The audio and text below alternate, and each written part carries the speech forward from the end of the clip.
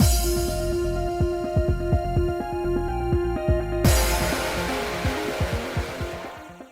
guys, it's Spaces Sims, and we are back with more Butterflies Poison. And you'll see that the text is purple because it looks like we've read it before. Because I kind of have. I started to do this part, but then I really hate the controls on this. That's the thing I will complain about this game. The controls are fucked up because I don't know why they coded the controls for the Switch the way they did, because they're not standard with every other fucking game on the Switch. And I was talking and I accidentally pushed a button and everything went away. And I was like, that's usually when you hit the B button, so then the box goes away.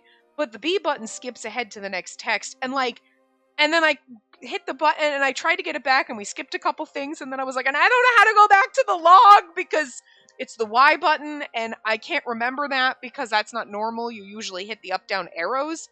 But in this game, the up down, you usually hit the up down the joystick, to go back, and that's not how it works in this game. And then I hit a button which went backwards in time, but according to the menu, it says the L button goes back, but I hit a right button because my only hand that's holding my control is my right hand. So no way I hit the left control button, and it's so I'm like, I don't know what happened. So I'm like, we'll just start over because it was just chaos. So, and I just described it to you again, but I couldn't figure out how to go back, and I had to go into the menus, and I'm like, and you can't change the buttons. You can't change them. I'm like, I want to be able to set them because I hate that the Y button is the log.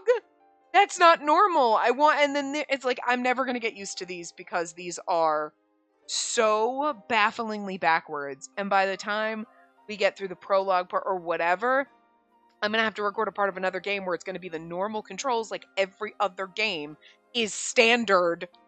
And then it's not even when you change consoles, you're like, I'm used to the buttons on the Switch, and then maybe if I'm playing it on PlayStation 4, it's different or something. I used to have that problem because you're like, now things are different. And there's not X's and Y's, there's squares and triangles and whatever. But that is understandable. It's a different console. You got to remember different letters, symbols, whatever. But this is the Switch. All the games have always been the fucking standard, and I don't know why they did this one, and instead of being what's the standard going to... fuck it, let's just do chaos! So that's the thing I hate about this game, is the controls. I mean, A still goes through the text, but B also goes through the text, despite the fact that it says close the box, but also skip text. So how is that logical?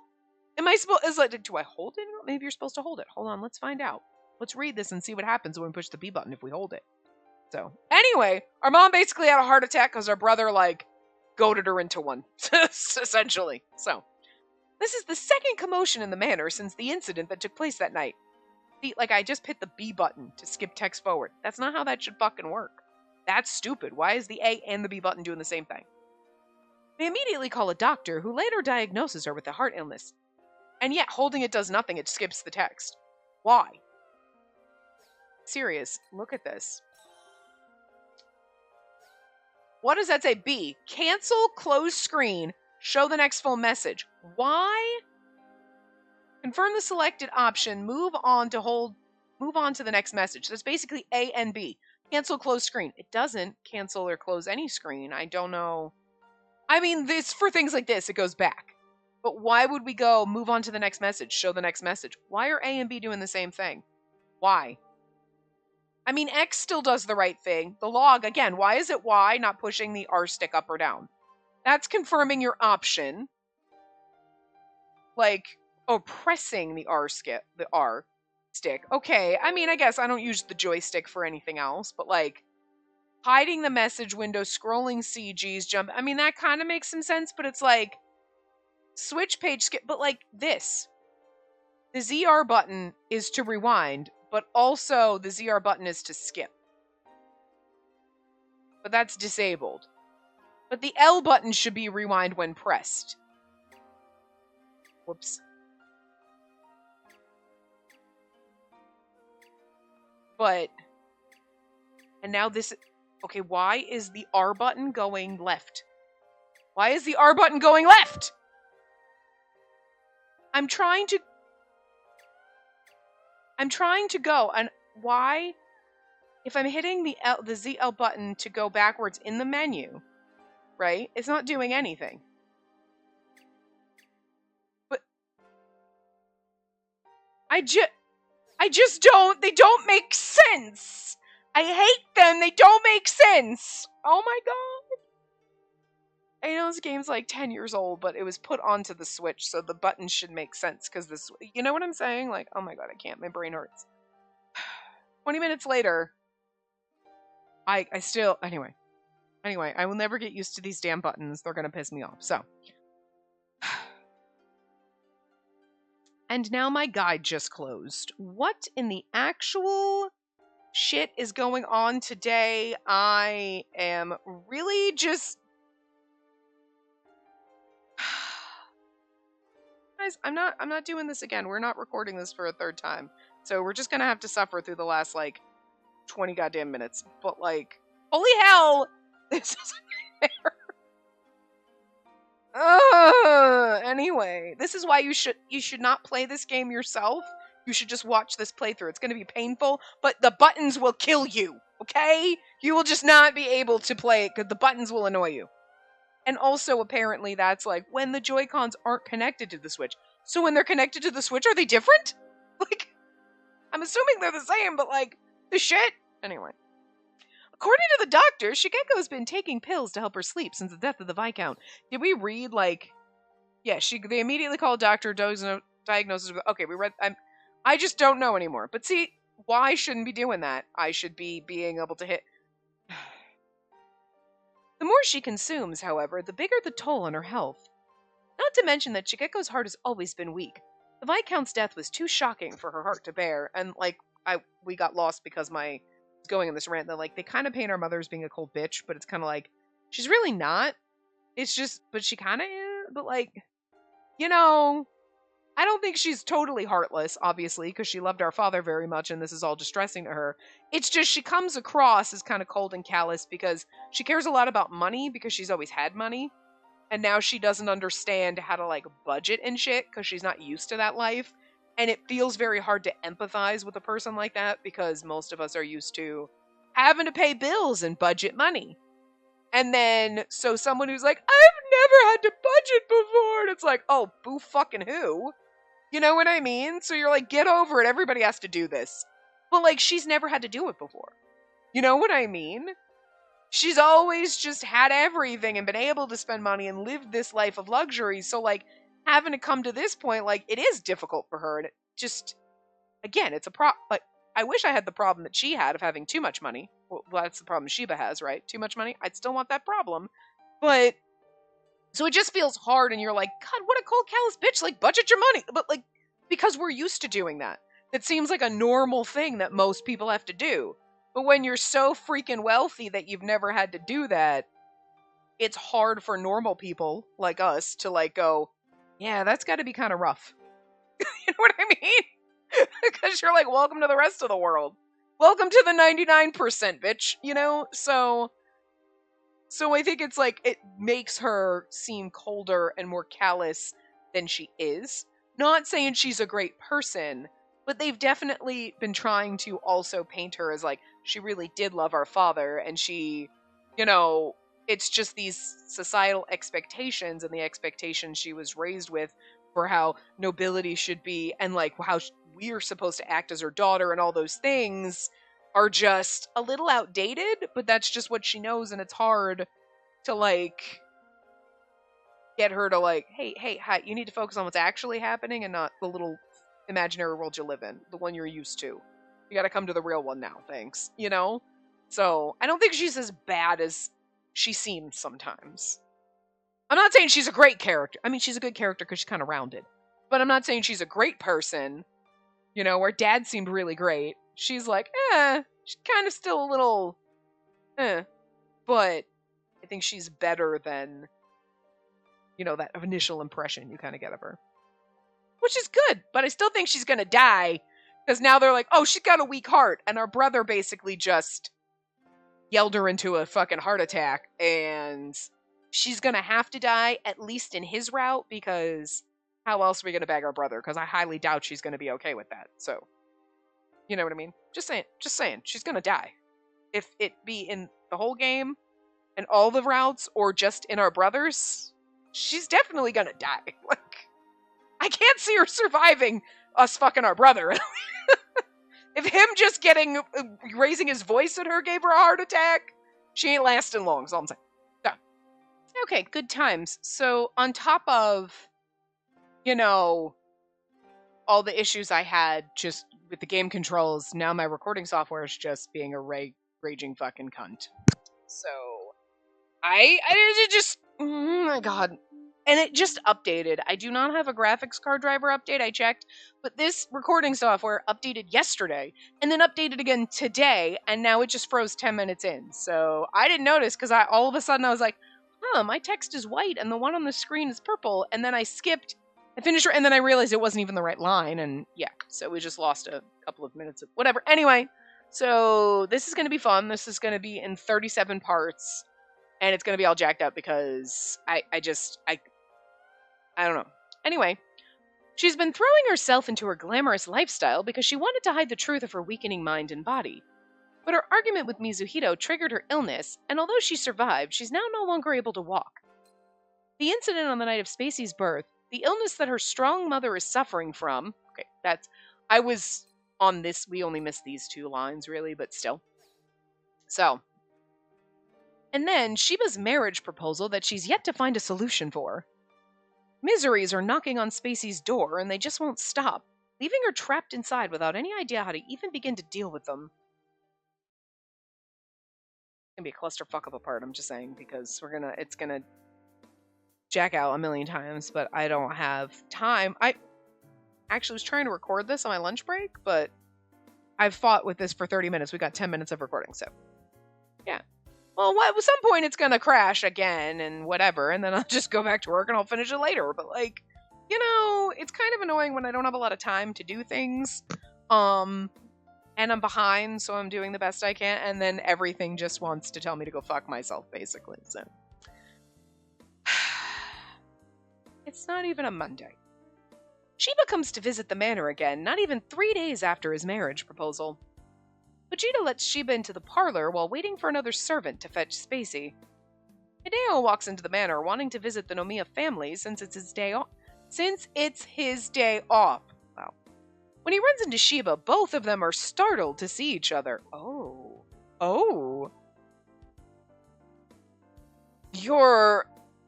Hello there. I believe we haven't met each other since the party that night, Mr. Soldier. Oh, okay, you might just recognize him from that then. Sheba smiles pleasantly, standing up from the couch and extending his hand to shake Hideo's.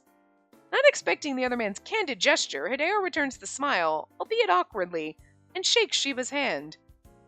Hideo has obviously heard about Sheba's business and his marriage proposal to Spacey. Hideo thought about giving Sheba a piece of his mind the next time they met, but the abnormal composure and dignity oozing from the man in front of him are quick to extinguish his initial intention. He's pretty sure Sheba isn't that much older than him, so why does Sheba have this effect on him? Wait. Hideo, are you getting into him too? He's like, the man's not that much older than me, but his charm and charisma. Okay. That was my computer just black screen for a hot second.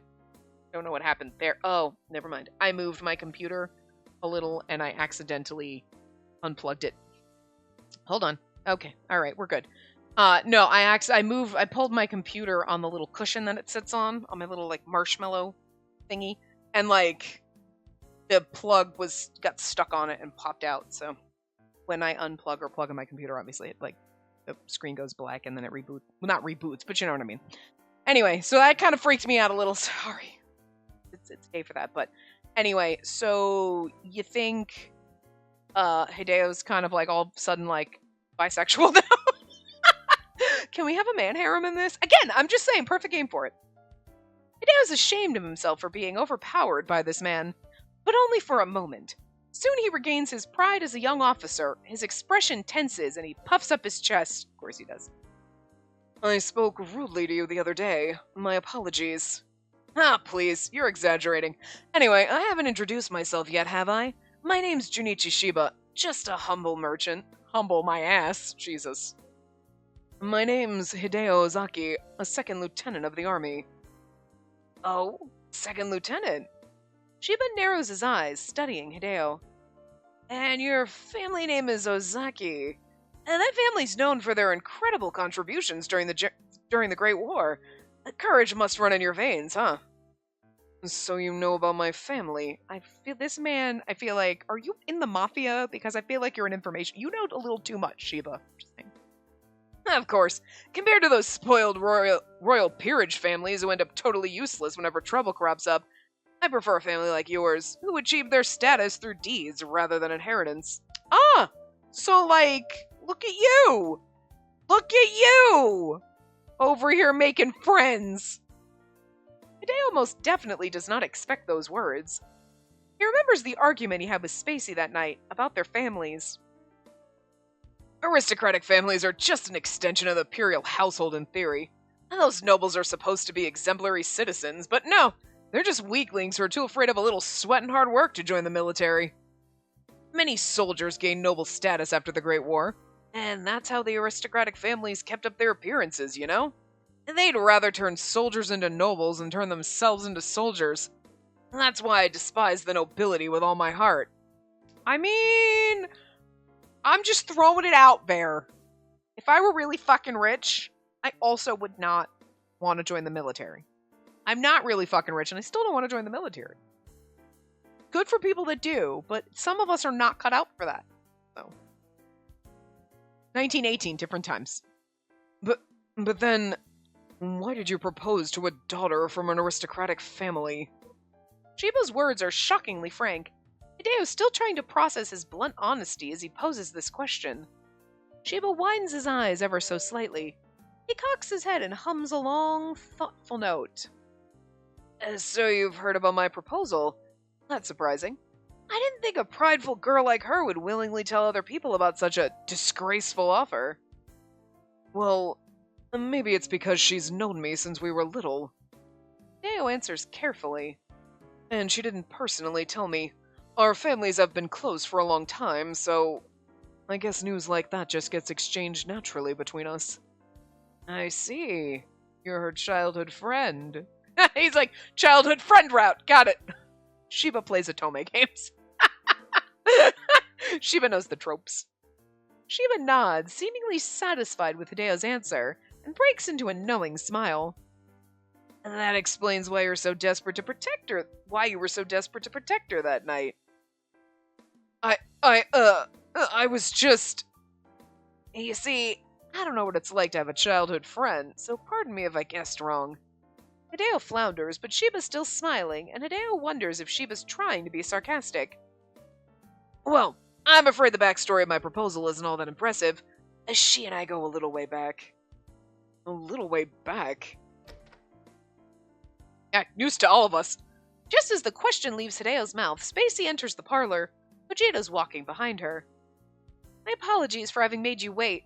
Oh, Hideo, what brought you here? Nothing much.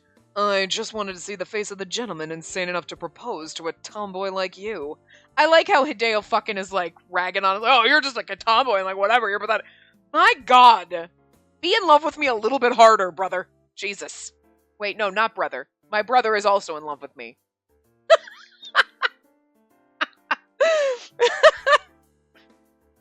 Hideo, can I go a single day without you teasing me? With reddening cheeks, Spacey glares at Hideo. Again, he's that perfect glasses character who's like, well, I just insult you because I don't want to admit that I'm into you. But also the childhood friend is either very overprotective or very overprotective, clingy, desperate. But they also tend to you've got that handful of the trope that likes to insult you because they don't want to admit that they're into you. Like he's got a lot of tropes going on for here. Wait, I did just read that, right? Yeah. Hideo shrugs and turns his face away from Spacey. Also, of course, he's gonna throw some insults your way because he's kind of into you. But now there's some other man that proposed to you. So, like, the only way to get over his feelings is to insult you. Well then, I'll be taking my leave. What? Already? You just arrived, didn't you? Don't leave me with this man, is basically what she's saying. I can't get in the way of your meeting with your fiancé. I may be a simple soldier, but I know when I'm not needed. He isn't my fiancé! She's right. You don't have to be in such a hurry to leave. Macy flinches and frowns at Sheba's sudden intervention. You told me yourself that you and the lady have a close relationship. Any dear friend of hers is a friend of mine, too. But I'm not a family member. It's not my place to barge in on your conversations. Hideo, it's fine. My business with him will be over in a second, so stay. Macy holds Hideo's gaze as she very nearly pleads him to stay. Very nearly pleads him to stay. Well, yeah, I would have said pleads for him to stay. Warmth rushes up Hideo's face and neck. It colors his cheeks red. He mumbles his assent and leans against the wall. I mean, for him, it's got to be awkward because, okay, in general, awkward situation, like, okay, I gotta stay while you negotiate. Okay. Little awkward, but also, I'm in love with you. Also awkward. Multiple reasons. Spacey heaves a relieved sigh before scowling and shifting her gaze toward the man who dared to act so crassly toward her the other day. But then her eyes fall on a bouquet of red roses in the man's hands. She's about to tell him off, and then she's like, ooh, roses! That's lovely. She narrows her eyes, glaring at the bouquet as if a horde of snakes might burst out of it at any moment. Anyway, sorry for the late greeting. Hello there, my lady. How are you feeling today? Depressed, thanks to you. Oh no, I think you hate me. Fine by me, though. Here, take these. Flowers are an indispensable part of a lady's life. Thank you. Fujita, if you will. She's actually over there really into the flowers, but I don't want him to know. Spacey hands the bouquet to Fujita, who's been standing next to her, without even sparing it a glance or trying to take a sniff. Sheba's unfazed. He continues to smile, not hiding the fact that he's watching Spacey closely. So, have you made up your mind? I have no idea what you're talking about. So cold! I poured my heart into that heated proposal, just so you know. Clearly your definition of heated is quite different than mine, because your proposal did nothing but chill me to the bone. Lies. Gosh, you're in such a foul mood today, Did something happen? Spacey sighs, exasperated. She's beyond tired. All she wants is for this man to get out of the manor, preferably right this second. She doesn't want to hear another rant about her family's weaknesses, and he doesn't seem like he's willing to leave before he gets to hear her answer. Tracy's lips feel as heavy as lead, but she forces them open. My mother is ill. I need to look after her, so I really have no time to deal with you. Oh, so the madam's fallen ill, huh? Is she down with Spanish influenza or something? No, she isn't! She's just exhausted! How can you joke about something like this? Spacey yells at him because the disease that Sheba mentioned is a lethal pandemic that's spreading widely right now. Oops, I'm sorry. I didn't mean it as a joke, though. See, I can't imagine how tough it must be. You look exhausted. Yes, you know full well that my family's far from wealthy, and we don't have enough servants, so I need to stay by my mother's side. And that's why you look so gloomy. And because you've been shutting yourself inside this manor with a sick person for company. How dare you! How does your mother benefit from your presence? Is she gonna get better just because you're around? Will she be able to cheat death just because you're by her side? Don't be stupid! My mother feels more at ease when I'm around. What do you know about the bond between a parent and a child? I've got 6 of them. If something like that comes out of his fucking mouth. You're right, I don't. I don't even know what my father looks like. And my mother died when I was little. Oh. Snap! That's actually pretty funny. We're like, what would you know about how a parent and a child deal with each other? Because, like, you don't have kids. And he's like, you're right, I don't. I'm like an orphan. Oh, fuck. That was cold. Now we feel bad. I love it. Well, that aside, is your mother so gravely ill that you can't take your eyes off of her for even a second? She isn't, is she? Her illness isn't that life-threatening, but...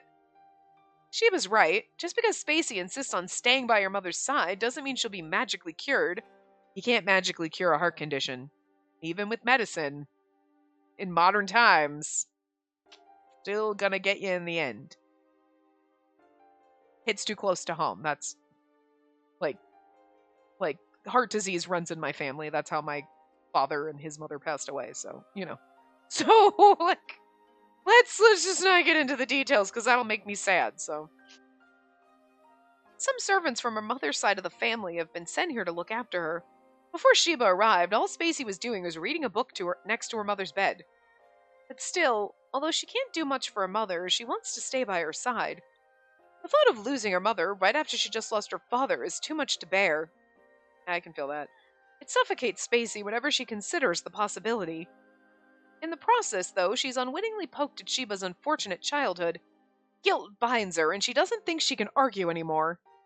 This man, he went through the same hopeless situation when he was much, much younger than me. Honestly, like, yeah, it's definitely worse if you're younger. You know what I mean? Because it's harder to deal with. Even when you're old, it's still hard. But you can fall back on that. They lived a long, good life and, you know, whatever. But it only gets easier the older you get because you can use that kind of justification to make it easier. But, like, and, you know, when you're a child, you don't really have, it's harder to grasp the concept of death. You know what I mean? It's, especially if it's someone old, like your grandparents or something, you're like, well, they're older, and it's a little bit easier because your parents or anyone will give you that same, you know, they lived a long, happy life. Grandma was 95 years old, you know what I mean? But, like, when you're a kid and you're like, well, your dad was only 30, he wasn't even middle-aged. I don't know what to tell you. You know what I mean? Life's a bitch, kid. Like, what are you going to tell a kid? You know what I mean? There's really no justification. It's really hard. So, and even if you were, like, 30 when you know what I mean? Like, it just, it gets easier because the person that's dying generally when you're older, if it's your parent, is older. So the older they are, it's easier to be like, they had a long, healthy life. But when people are dying in their 30s and 40s, you're like, nah, this is bullshit. Like, what the fuck? You know what I mean?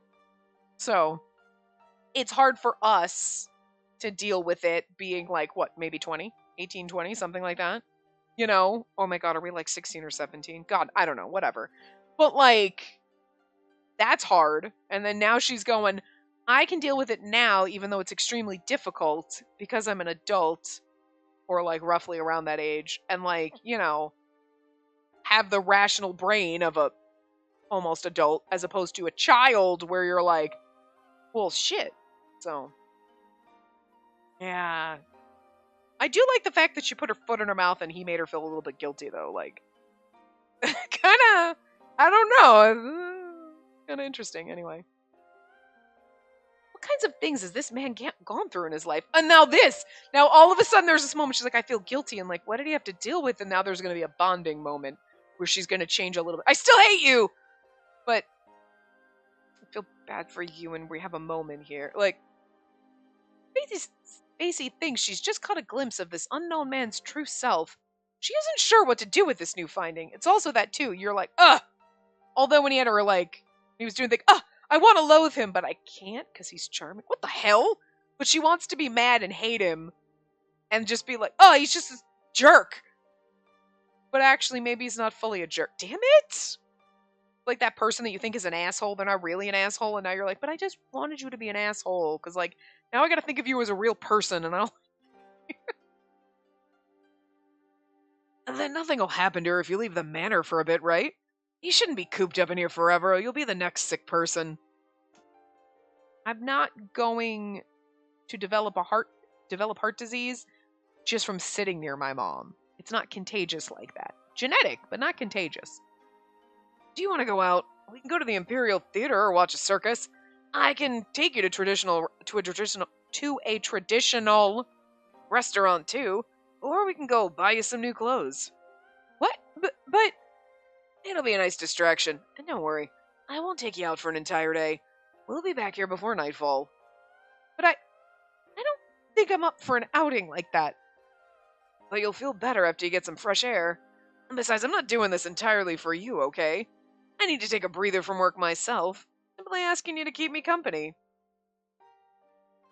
You know, and it's funny because, like, she should be like, what? I don't want to go out with you. But he's, like, actually doing something slightly selfish because, hey, if I take her out, maybe she'll reconsider my marriage proposal. So it's a little bit selfish on his part. But it's also like, but I'm doing something nice for you because probably I understand that this is rough. So, like, let's get you out. Let's get you distracted. It's good for me. It benefits me and you. You know what I mean? There's a lot going on, but, like, you gotta give him a little bit of credit, you know, for, like, using this opportunity, knowing that it could benefit him. It might not at all, but it's an option. It could. It could. But that's not his sole reason for doing it, so. So pushy, do you know that? Macy gives Sheba a bitter smile because she can see, however faintly, that this is his way of showing his concern for her. Exactly. You know? He's getting something out of it, but it's mostly the concern part. She isn't exactly in the mood to enjoy herself, given the circumstances. She doesn't think she'll have a great time with Sheba either. But even if she did somehow have a wonderful time with Sheba, the same family situation would still be waiting for her when she came home. Yeah, but you know what? Sometimes you need that brief distraction. Her father will never come back. She knows that. So she wishes instead for her mother's recovery. For this family's recovery. For her brother to be able to paint to his heart's content. The load on Fujita's shoulders to disappear. What can she do to guide the light back into the darkness that is this household? Marry Sheba, he's got money. She wonders if the man standing before her is that answer. Oh! Interesting! She's like, God, he's such a dick. But I mean... intriguing. Must I really marry him? Is there really no other way out? Majima's face comes to her mind. I just love how they're hammering in so desperately that she is in love with him. It's not even like, oh, she kind of has a thing for him. No, but they're like honing it in. Like, it doesn't matter what route you're in. She's always going to love Majima. I mean, I feel like she's going to grow to love the person that she chooses, whatever route you're in. But it's kind of like, it's a little bittersweet at first because you're like, oh, but like, we're not going to give these other characters like a real full trial because she's pining away from Majima before she gets with him, you know? Ooh. Ever since her mother collapsed, he's been bringing her mother various types of fresh flowers every single day. His kindness is helping Spacey the most, but as the days go by, the emptiness inside her chest grows. She can spend every day nursing her faint feelings for Majima, but nothing will come of them. Sheba's been on her mind, too, since the day he forced his marriage proposal on her. Although Sheba's methods leave a lot to be desired, this is the first time she's ever had a man express his desire for her so blatantly. Yeah, because Hideo's not going to say anything. Her pulse beats faster whenever she recalls the way Sheba smells. It's as if her heart and mind are trying to replace the pure and earnest feelings she has for Majima. I kind of like this tornness. My lady. She's been silent for a while, lost in her own thoughts, when Fujita calls her. She turns to Fujita. His stony face remains rigid, but there's a hint of hesitation there as he continues. Perhaps you should go out. Fujita, you have been looking depressed for the past few days. Oh, sorry, there's a comma there. You have been looking depressed for the past few days, my lady, and it pains me to see you look so dejected. Since the previous master passed away, you've not taken a single step outside. I think this will be a good chance for you to get some fresh air. Have I really been moping so much? Macy finds Fujita's admission a little surprising, because she thought she was doing her best to appear lively and strong. But it seems her bluffing failed to stop those around her from worrying about her. Especially not Fujita, who's known Spacey since she was just a child, which makes their relationship also slightly inappropriate. I mean, aside from the, like, noble lady and the butler. A little kinky, you know? But, like, there's a little fetishy. It's, like, into butlers, hi. But, like, the fact that, like, he was probably an adult man. I mean, did you start being a butler when you were 16 or 17? Regardless, you've known me since I was, like, baby, basically. So that's fucking weird. It's the age difference that's gonna, like, just don't harp on it constantly, game, and we'd be okay. Anyway, she should have known better than hoping she could fool him. I do not blame you for feeling down, and now you have the chance to go out. However... Oh, that's okay, I was like, wait, what? He just came in. I won't let the two of you go out alone. Clear voice reverberates through the room, and she turns toward the direction it's coming from. Standing there is her brother, who has somehow made his way into the parlor without making a single sound. Poor Sheba. If you thought our, being, cold and, pushing you away and headstrong and whatever was bad for you, now you've got our brother who's a little too lusty for us, gonna follow us around. So, I don't know how you're gonna manage, Sheba. I mean, that your route exists, so you manage at some point, but, man, you got it tough, bro. You're gonna have to work hard. Not just to get into my affections, but to let my brother let me go, so. It's probably because we'll choose Sheba, and then our brother will be like, alright, fine, I guess. He knows he can't. It's forbidden. He still has this decadent and hazy air about him, but his will is reflected clearly in the glare that he's directing at Sheba. My sister's an unmarried young woman. I can't let her go out alone with an unscrupulous man we hardly know. Right, Fujita? Yes, master. I myself was just thinking of requesting that they go out with a chaperone. Huh. People are so overbearing. Sheba grumbles with contempt. He acts like he owns the manor and has the nerve to glare back at Mizuhito. Prohibiting her from going out without supervision? How strict. I wouldn't have to come across as... Okay, sorry. My brain just couldn't read for a minute. What else is new? I wouldn't have to come across as strict if you were a gentleman and knew how to treat a lady properly. I'm a commoner, yes, but I'd never even dream of molesting her. You're the one who thought I'd stoop that low. Makes you wonder, which of us has a dirtier mind then, huh? Definitely my brother, because he wants to molest me, is all I'm saying. So, I find this amusing right now. But Sheba's just thrown out there, wow, you got a dirty mind if you think I was going to touch her. Jeez, Sheba, you don't even know the half of it. My brother's mind isn't dirty because he assumed you were going to try get groping us. His mind is dirty because he wants to grope us. So, it's worse than you were imagining. Sheba's vulgar remarks make Mizuhito furrow his slender eyebrows. The two of them are as different as black and white, oil and water. Their personalities are poles apart. And by the way, I don't think I've introduced myself. Mizuhito's composed tone sounds a little strained as it comes out, like he's trying to contain the wrath boiling inside his chest. I'm the head of this household. My name is Mizuhito. You have my gratitude for saving my sister that night, but I didn't expect us to meet again like this. And the name's Junichi Sheba. Sheba's tone is arrogant in contrast to Mizuhito's cold and distant introduction. I own a trading company called Daido Yoko. Yeah. As I'm sure you've heard from the lady, I have a solution to this family's financial crisis. Oh, that. You're right. I did hear about your suggestion. Not like the head of a noble family to pretend like you have no interest in money. Is this about money or about my sister? I have no interest in discussing your marriage proposal any further. What are you trying to say? I don't want this to turn into a bigger issue, so I'm ending it now. I won't let my sister get married. Oh my. Okay, right now, you're like, excuse me, Mizuhito, don't cockblock me, because, Sheba's the route we're trying to go down. Don't make me look bad in front of the guy that I kind of don't like, but also am intrigued by his scent. A lot of scent things going on in this game, okay? But you know what I mean? I'm kind of interested, and he's kind of charismatic, and I hate him, but I kind of don't, and I don't know what's going on anymore. You know what I mean? Character-wise.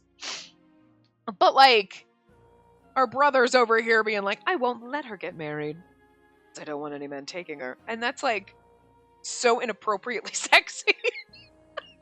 I cannot wait till we get to go down his route. God damn. It's gonna be rough. Oh. Sheba's eyes glint dangerously. I kind of absolutely love that there's just kind of all these men slightly fighting over us a little bit. I'm kind of here for it. Usually you have games and, your boyfriendos kind of get along. There might be a little ribbing, but, they're all bros. And, they have all bromances amongst themselves. And you're like, I love this. It would make a happy harem, right? This would be a very, very chaotic, dramatic harem.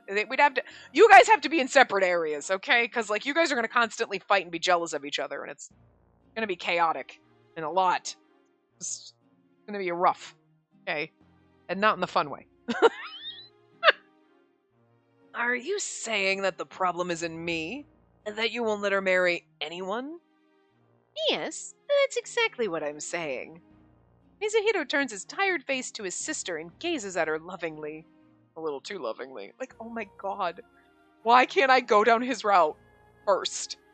I kind of like the dramatic tension it's building in me. Like, oh my god, because this, you're just like, he's so into you. Stop it. You know, okay, I'm just going to throw this out there right now. Again, we don't know what's going to happen when we go down his route. But, like, right now, I'm into it. Okay? I'm into it more than any person should be. There's something wrong with me, but I'm here for it. They're doing this well. They are throwing this incest route in here, and they are making it intriguing. And, like, I'm into it. Okay, all right, I see what you're doing, game. You're making it not feel wrong like it should. You know what I mean? You should go down the inside and be like, no, stop. No, I'm uncomfortable. Instead, I'm like, I'm here for it. Okay, let's go. Keep it coming. Okay. Like, I don't know if that's good writing in the game or I am just a fucking degenerate at this point. I don't know, but, you know. Anyway. I still need her. I need my sister. I bet you need your sister. What? Brother? Having watched the two men's interaction with bated breath, Spacey doesn't know what to make of her brother's vague statement. I know what to make of it. Sorry. Just go to Hideo standing again in the corner over here, but the look on his face is like, I don't think your brother should say things like that. Like, he kind of is getting it, isn't he? I'm sure that's probably not what's going through his mind, but I like to imagine it. It's funny. Hideo, who's been silent all this time, fixes Mizuhito with a glare that's imbued with suspicion and something akin to disgust. Maybe he is totally in tune with what's happening here. Oh, I love it. Eventually, Fujita clears his throat, breaking the eerie silence in the room. Master, if you do not hurry... Oh, right. Let's stop dawdling before it gets dark. Mizuhito speaks with bleary eyes as if he's just woken up from a dream. Well then, Sheba, if you want to take my sister out so badly, go ahead. But someone will accompany the two of you. Got it? Yeah, I don't mind. You can ask anyone to join us. Also, I don't want you to take my sister to shady places. Just go to a nice restaurant or something. You're a demanding man, huh? Well, whatever. I'm a pretty busy man myself. Sheba speaks dismissively and Mizuhito nods, seemingly satisfied.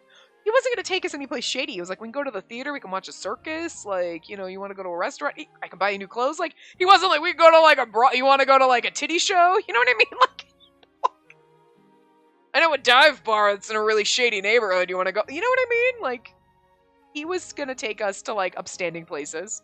So it's really funny that our brother's like, don't be taking her to the red light district to see those whores. He's like, you mean like you go to every night? Right, that's me. And then Mizuhito turns to Spacey and slightly inclines his head. Make your choice then, Spacey. What? What do you mean? And choose someone from this manor to tag along with you and Sheba. Just one person? Yes. Going out in a large group will only attract attention. Anyway, be sure to choose someone you'll feel the most at ease with. That would be... Mizuhito, Fujita, Hideo, Majima. Majima! Could you imagine? Someone in this manner. Majima, I want to take the gardener with me. I feel like that would be a bad choice for Sheba's route. You know what I mean? I don't really know what's going on here, so... Pick no one! Okay, pick no one. Spacey considers her options carefully. And then, having made up her mind, she looks up at her brother. I kind of find this interesting. Like, no, I can handle this by myself. I think I'll be fine on my own. Do you understand what you're saying, Spacey? I mean, I'm not a child anymore. I'm sure I'll be fine. Besides, isn't it odd that I'm not even allowed to have a meal without supervision? Bewilderment colors Mizuhito's fair skin. He must not have expected Spacey's answer. It's also like 1918. So again, it's not like it's the 1800s anymore where like, oh, a lady must have a chaperone when she's speaking with a man because inappropriate things could happen. Like, you know what I mean? It's 1918. Like, in a couple of years, the roaring 20s are happening. I don't know what the roaring 20s were like in Japan, but like, you know, I'm just saying, like, all of a sudden I'm going to be showing ankle. You know what I mean? So like, showing ankles. Scandalous. Everyone around Spacey, Sheba included, stares at her with a stares at her with a baffled look on their face. You're such a wild one. My lady, can you not be convinced to change your mind and ask someone to tag along with you? I'll be fine. I'm just going to eat and come straight home. It's just an outing. You have a point, but... Brother, don't you trust me? She asks with a slightly petulant lilt in her voice, and her brother watches her intently, contemplating. He then clears his throat, pushes his hair up, giving her a strained smile. Good grief, what am I gonna do with you, Where did you learn how to get your way like that? I'm pretty sure I could ask you for anything, and you'd let me have my way. Also have my way with you. Because I'm just saying, there's a weird thing going on here. And it's obvious because, hi, we're gonna date our brother, so. Master, are you sure? I can't say no after Spacey pleaded like that. And I do want to let her go out and enjoy herself, so limiting her freedom will beat that intention. But... Suitor throws Sheba an icy look. Sheba, I'd like to know where you're going. Where do you plan to take her? Right, I think I'm gonna take her to the... Seoken? Yeah. Seoken? Take her to the Seoken in Tsukiji. I think that's how you say it. Anyway. I got it. I'll send someone to pick her up if you stay out too long. Bear that in mind. I'll return your beloved sister in about 2 hours, so you can stop worrying, master. Sheba's tone sounds suspiciously like he's trying to mock Mizuhito as he nods to himself. He seems to collect himself before turning to Spacey and offering his arm. Understanding that their arms will need to be linked, Spacey feels a warm blush forming across her cheeks. Just the idea of taking another man's arm while their brother and childhood friend are looking on, she hesitates. But then, influenced by Sheba's bold and confident attitude, she timorously takes his arm. What? Timorously? Word I've never heard in my life. Sheba's arm feels like a thick, sturdy branch under her fingers. She notices something else. His arm is stiff. Like, muscular stiff? Or he's stiff because he's like, oh, okay, like, you know, sometimes you stiffen up in awkwardness. Seriously, you never cease to amaze me. What do you mean? Sheba swirls a glass of red wine in his hand, chuckling and looking all too pleased with himself. Spacey gives him a dirty look. I don't know if you're innocent, bold, or calculating, but hey, you always manage to do the unexpected. That's what I mean. Was my refusing to bring anyone along really that bizarre? I'd think so. You called me a savage, remember? Sheba grins and stuffs his cheeks with a thick piece of beef. Aren't you scared? Scared of what I, a low-born man, might do to you when we're alone? I barely know you. Spacey lifts a piece of roasted duck to her mouth. I mean, that's it. Aren't you afraid of what I'm going to do? I barely know you, which is a reason to be a little wary. You know what I mean? Like, you'd be more wary around Sheba because you barely know him than Hideo, who you've known your whole life. And Hideo could be the more dangerous one for all you know, but I'm just saying, you know? From my perspective, your actions are terribly arrogant. You told me to marry you in exchange for money, and you did something mean to me. Yeah, you looked so cute when you were angry at me. Just couldn't stop myself from hugging you. And for that, I'm sorry. I'd appreciate it if you could refrain from doing such things to me. Spacey feels her breath catch and speaks softly. She takes a few gulps of water in order to calm herself, aware that Sheba's watching her with an amused expression set across his features. She stares back at him and opens her mouth. I want to think things through properly when it comes to you on my own. Obviously, I'm not the decision maker here, but... That's true. But your brother seems to be so obstinately against my marriage proposal. My mother likes you, though. Yeah, that's because I've known her for quite a while. I heard you're a friend of my mother's acquaintance. Well, that's one way to put it. He grins, the smile deeply suggestive, and Spacey eyes him skeptically. I'm kind of curious now. Is a friend of an acquaintance. So, like, is this acquaintance someone your mother was banging, or is it like a friend that he's banging? Like, you know what I mean? Like, oh, this woman I know who was sleeping with him. Like, I mean, there's just the weird thing these got. Like, what's going on here? What secret are we hiding? What are we gonna find out? Sheba shrugs before cutting a loaf of freshly baked bread. Your mother has a friend with many connections. As someone else introduced me to that person. I don't know much about my mother's friends, aside from the one that, came in and hit on me a little, that we're gonna have a lady romance with. We're just gonna be quote-unquote roommates. Sure, whatever. Traveling companions. You see the air quotes? I figured as much. You're an elusive lady who rarely shows up at evening parties. Sheba stares into nothingness. And then he stops eating and looks at Spacey with an earnest gaze. She feels her heart jump under that gaze. It's kind of funny, like, you don't show up at parties because I can't get a new dress every time, and showing up in the same dress would just be passé. But it's kind of like, but does your mother constantly have new dresses to go to these parties? You know what I mean? And, like, would anyone really notice? Like, if you wore a dress one party to party A, like, okay, and then, like, 6 months later wore that same dress again? Like, it's not like you're wearing the same dress to every party. But again, it's so weird because you could be like, yeah, I might go to, like, say I was going to a ton of, like me, I go to work. Not anymore. I have to work from home because whatever. But, like, when I was going into the office, or when I finally get to go back into the office, like, I have clothes that, like, yeah, I'm going to rotate and you're going to see things that, like, and there might be clothes that I don't wear very often, but then there's ones that I wear, like, well, I just wore it last week, but I'm going to wear it again because it's my favorite thing. You know what I mean? I have certain pieces in my closet that, like, this dress is my favorite. I would wear it every day. Like, I'd become a cartoon character. Maybe not, because I have a lot of clothes that I like. But you know what I mean? Like, you're going to see that more often, and no one's going to be like, oh, didn't you already wear that once this month? You know? And are you going to so many parties that someone would notice if you wore a dress in, like, June, and then the end of July or the beginning of August, you wore it again a couple months later? Like, are they really gonna fucking notice? Like, seriously? Don't these bitches have more, like, again, I guess I wish I had so much fucking money that the only problem I could possibly have is being concerned about the fact that somebody else wore the same outfit twice.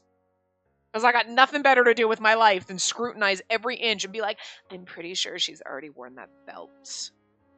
Gross. What the fuck? You know what I mean? Like, what the hell? I mean, it's just crazy. But I mean, that was, like, from what you see in movies and TV and all the things like that, that always seems to be, like, the concern. Like, I can't wear the same dress twice. We're too poor for me to afford ball gowns for every ball we go to once a month. I have to have a different one. I wore that one last year. You know what I mean? I mean, I get that, like, styles change, so, like, a dress that's, like, 5 years old is going to look outdated, so fine, but, like, people really are noticing. It's just weird. It's just weird. Rich people are fucking weird, okay? Anyway, she feels her heart jump under that gaze. To Spacey, who's never been on the receiving end of a man's earnest gaze, the glint in Sheba's gaze is so intense that she wonders if he's angry. I mean, he kind of looks a little angry. He's got angry eyebrows, and he's kind of got an angry face right now, but I think that's just his resting face. He got resting bitch face. Sheba's eyes scare her, and yet she can't tear her gaze away. They scare her because she's so into it. I've always been looking for you. What? Finally made it to the top and got myself known in the aristocratic community. I was waiting for an opportunity to meet you. It's kind of interesting because why?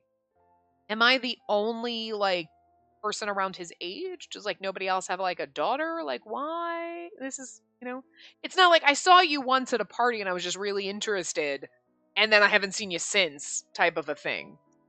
You know what I mean? Where you're like, okay. But, like, I knew they had a daughter and I've just been really into you. Why? It's not like my mother talks about me and, like, brags about me like I'm some, like, I'm just so amazing with painting and artistry and whatever. Like, where my mom's talking about all my accolades, where you're like, yeah, sounds cool. Strange. When I saw your face, I knew I got the right person. The first time we met, it wasn't in an exactly pleasant situation. But here I am now. I've caught you. His words are as unforeseen as they are sincere. Interesting. Casey feels her face turning bright red. She's pretty sure this is the first time he's spoken words that sound almost loving to her. There's something unusually sweet in those words. It's hard to believe they came from the mouth of a man who, up until now, has been nothing but crude and forceful. However, Spacey doesn't want to acknowledge that sweetness. The armor she's locked around her heart would never let such words in. Because in the end, this man just wants to toy with her. I bet he does. You were waiting for that. He'll use his money and sweet words to lure her in, and once he's made her his possession, it'll be just a matter of time before he gets bored of her. Oh, see, that's what you think, but he's gonna be, it's never that way in these games. You never, you think this, oh, he's just gonna get bored of me, and then all of a sudden he's like, no, you're the one thing I'll never get bored of, and they're just they get more intense and into you as it goes, and it's what we all dream of, isn't it? This has to be his whim as a nouveau riche, wanting to experience what it feels like to get his hands on an aristocratic girl. The second she reaches that conclusion, Spacey berates herself for letting Sheba's words sway her, even for just a moment.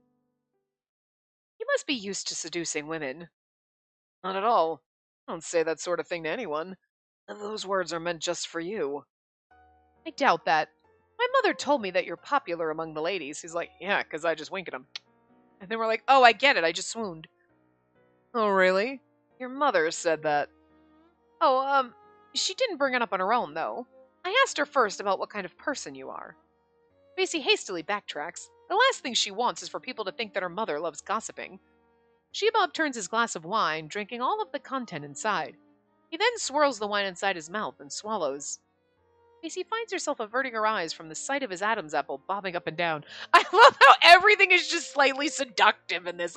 His Adam's apple is, I have to look away before I swoon. It's just, it kind of just makes me, in a way, wish that, they did have the, 18 plus content. I don't know if, because I think you can get this on Steam too, and I don't know if there's I don't think they ever translated that, you know what I mean? I think you could absolutely get it if you could read Japanese, but or I feel like maybe there was something, and I can't quite recall if somebody said there's a way, you could go here and get, you know what I mean?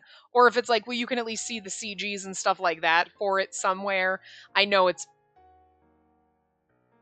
probably been all over Reddit or whatever, but I can't quite recall because I was like, okay, we'll play that game eventually, but it wasn't at the point where I was ready to play it yet. And we play it on the Switch, so, it's just my preferred thing.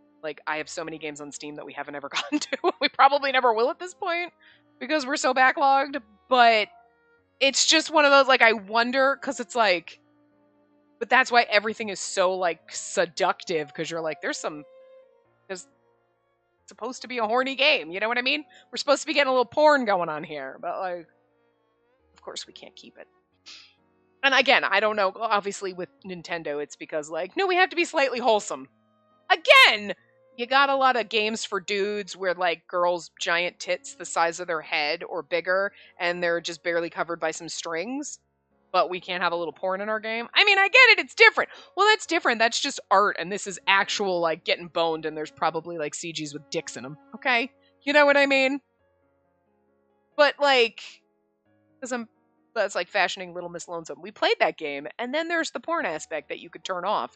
The streaming aspect. Okay, so, and, Nintendo's not gonna do there's, the normal, and then there's the, So fine, that's the way they want to handle their shit.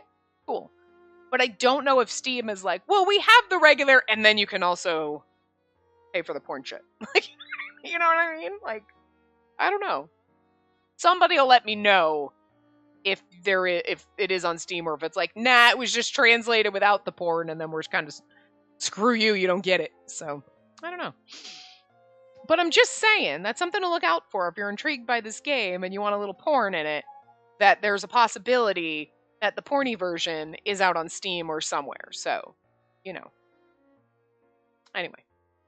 Spacey finds her, oh yeah, there's Adam's apple. The whole seduction, again, it's because the game had the 18 plus element in here that it's like, his Adam's apple is so sexy, and oh, look at my elbow, and it's like, everything's just a little more steamy than it should be. Oh my god. For some reason, it feels like something she shouldn't witness. Oh, Adam's apple. I kind of like it, though. Well, it's not entirely wrong. I do have many bored ladies invite me on a daily basis. I do have many bored ladies invite me on a daily basis. I'm assuming like invite me out type of a thing, but it's just the phrasing of that's a little odd. But invite you? I guess their refined husbands must be disappointing as men. Oh, okay. He wasn't like invite me out. He's like invite me, invite you. He had a. Oh, okay. Again, it's because there's the R18 element that was removed from the game that like, oh, there's so much like, oh, steaminess like this. You wouldn't get a conversation like this in a normal game. Like, oh yeah, they invite me to service them. You know what I mean? Like, you would be implied that your love interest is like, oh, he dates a lot of girls, but not that he's sleeping with them. That's different. It's like, he goes on a lot of dates. And you could read into it that the dates are like, dates. You know what I mean? But like, you wouldn't have the character like our brother who just frequents whorehouses. You know what I'm saying? Like, I kind of like it, even if they took the porny stuff out, that like there's just a little like extra spice added. You know what I mean? Instead of your typical wholesome fluffy games.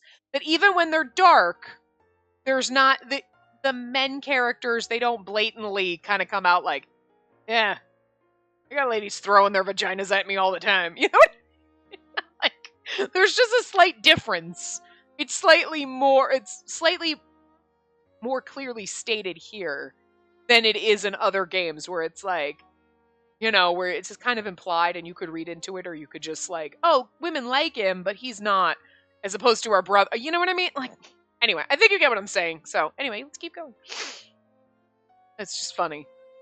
He leers, finishing his meat, and flicks his tongue out to lick at his oily, plump lips. And then they have to make things like this where you're like, good lord.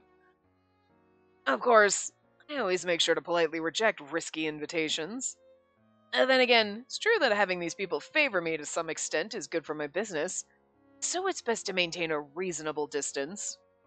You're unbelievable! She feels her entire face burn. He says he hates nobles, but then he enters aristocratic society. Not only that, he enjoys seducing ladies and having love affairs with them. He said reasonable distance, he never implied that he sleeps with them. I mean, I make sure to politely reject risky invitations. Well, okay, I guess we're inferring that risky ones I reject, but other ones, I might take them. Like, but he never specifically said, oh yeah, I banged some of them. We're reading into it. Although, I'm just gonna guess, aside from Hideo, these men probably know what they're doing, otherwise the porn aspect would be just awkward in all of them. You know, you've got Hideo who's the virgin, so that's gonna be awkward. And that's a whole, like, one kind of trope. And then you need the other ones to be, you know, you can't have them all be fumbling newbies. That would kind of like change the dynamic of an R18 game. Like, oh, here's all your fumbling newbie love interests. You gotta have at least one, sure, because that's, like, you know, but like, they can't all be like that. That would be weird. I mean, again, for an R18 game, and even though I know they took it out, but still, you know, the whole point of this game was including the porny aspect, so. He basically just admitted out loud that he's proud of himself for toying with those ladies' feelings, using them for his business, for money. Well, I mean, makes sense. He's an enemy of women. Oh, I don't know if we can go that far. Look, if you're going to throw yourself at a man, and then he's going to use that to his advantage, it'd be no different than a man throwing himself at you as a woman and using that to your advantage. It's just men seem to do it more often, so like, but like, that doesn't necessarily make him an enemy of women. It doesn't make him the best man ever. Like, bravo for you, sir. Upstanding man. Not really. Like, okay, a little douchey, but like, what-ups. Unlike her brother, who plays with sex workers, this man gets his kicks from leading normal women with statuses around by their noses. Wait. You're over here like, how dare this man? These women throw themselves at him and he toys with them. Meanwhile, my brother is upstanding because he just pays for sex. I'm not saying one's better than the other, but I'm just saying one is not better than the other. I guess you could say that the sex workers are there knowing full well that they are like, hey, I am a sex worker. This is what I do for a living. So a man's going to come pay me money, like, whatever. She's doing her job. Where these other women are like, oh, he might be really interested in me. And it's like, but if you're throwing yourself so hard at him, I can't necessarily, it's not a great thing to do to toy around with them, but, you know, have a little self-respect, woman. Serious, you know? You gotta have some self-respect. Because how is he gonna respect you if you don't respect yourself? Girl power. Suddenly, Spacey hates the fact that she's here with this man. She's ashamed of herself for spending time with him because she's a woman herself. Again, she's basically blaming him because, like, he's not going up to them and being like, oh, I'll give you everything, and then, like, humping and dumping. They're throwing themselves at him, so again, it's not 100% on him to be responsible for their actions. You can't be mad at him for kind of, I mean, you can be mad at him and be like, wow, that's kind of douchey, because you could just not be a dick. But again, these women are throwing themselves at him, kind of with no self-respect, but somehow he's 100% the villain and there's nothing wrong with what they're doing. You know what I mean? Like, you kind of have to hold people accountable for their actions. We're holding him accountable for the actions of himself, valid, but also these women.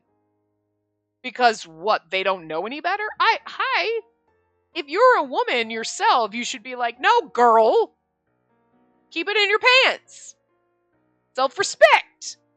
But, like, they have no self-respect throwing themselves at this man, and somehow it's like he's taking advantage of them. Like, yes, but also no.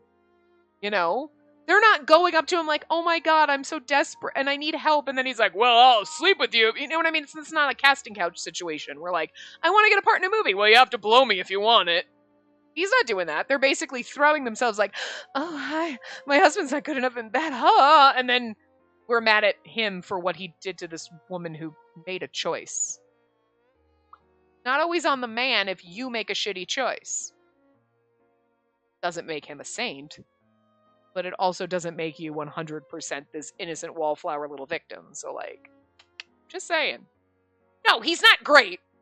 But neither are these women. So, like, let's 50-50 blame here. Everybody sucks. Okay? Everyone's an asshole here. Like, but she's up here like, women can't handle themselves. Wouldn't you hate that? Like, I think that's the point. She's getting mad at him for all this, like, oh, women, because he should be responsible for their actions, and, like, they don't know any better. And if we told you the same thing, that you're just a woman and a property and all this stuff, you'd be fucking mad about it. So if there are things that you would be mad if someone told you were you, why are you acting like other women are that? You know what I mean? That's not very feminist. I'm glad we decided to go out today. Now I know you're truly a good-for-nothing. Is that so? I'm honored to hear that. I won't be going out with you again, and please, stop coming to my house. Now that I can't do. I'll keep visiting. Sheba laughs, impudent and without a care in the world. Spacey stares at him, dumbfounded.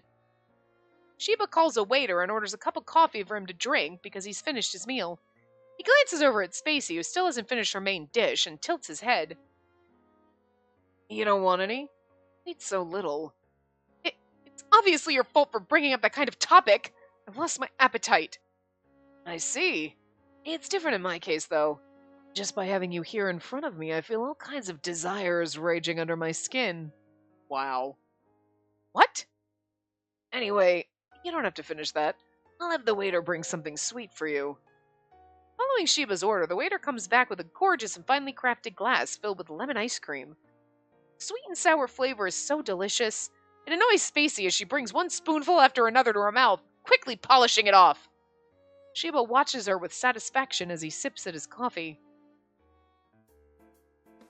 Alright, well, we're over time because, like, we rambled a lot there, but, you know. It's just one of those things I find funny that she's like, oh, it's all his fault. But again, I mean, it's also the sensibilities of the time. It was always, men are wolves! Which, annoys the hell out of me when we get that in games. Like, men are wolves, don't be alone with them, because you never know what we might do. Keep your dick in your pants, sir. Be responsible for your actions. But it goes the same way. Like, when they do that in games and act like, oh, a man can't control himself because a woman's in the same room as him, that's douchey behavior. But it's also the same if a woman's throwing herself at a man and then he's toying around with her.